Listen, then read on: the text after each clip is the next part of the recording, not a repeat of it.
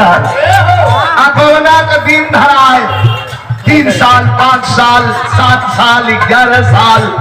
जैसा लड़का लड़की का उम्र रहे गौना का दिन धराए और लोग दुल्हा गौना करा के अपने दुल्हनी के ले आल 1 महीना रहल लेकिन किसी कलाकार ने खूब गाया है भाई किरलिया न बैरी थी कथवा न बैरी पैसवा बैरी ना पिया के भेजलस विदेशवा पैसवा बैरी ना पहले जब आदमी पगला तो बम्बई दिल्ली न जाए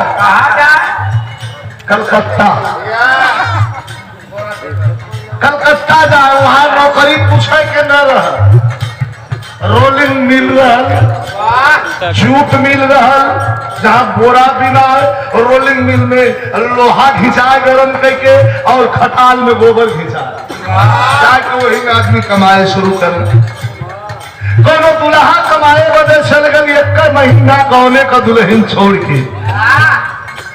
हमारा राम दोस्त लाइन गा के चल गए लाइन अमर हो गई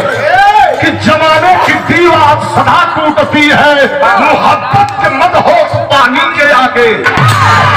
जवानी न होती है बस में किसी के खुदा भी झुका है जवानी के आगे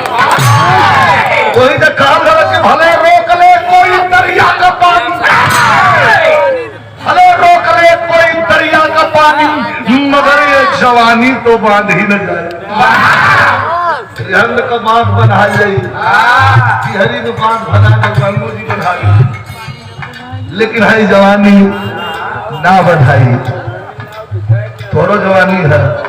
निकलता है ठीक है ए मास्टर अरे जब से कैला सजनी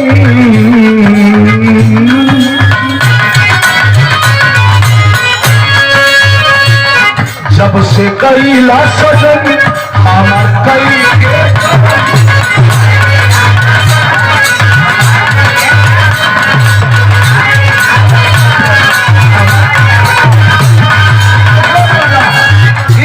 वाला है कौन वाला साहेब दिया वाला एकदम बंद होला कौन वाला इसमें जब से कैला सजन हमार कई के बवन तो तकलीफ का बा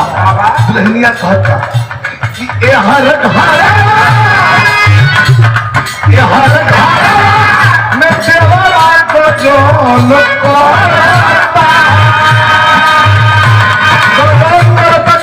खतरा करता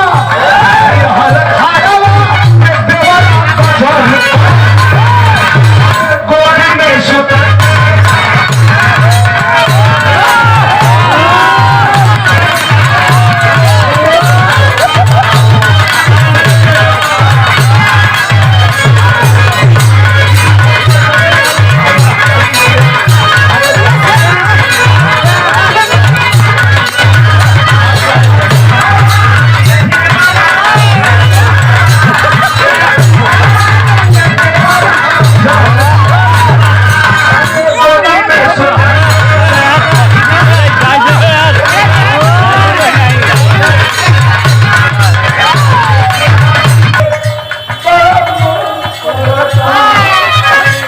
के क्लोज रखा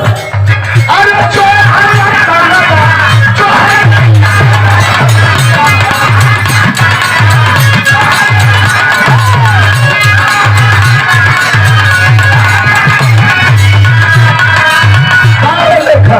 बार लेखक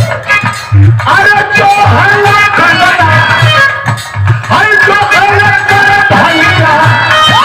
अब ऐसे बढ़िया नाइट ना हो छाया मान हो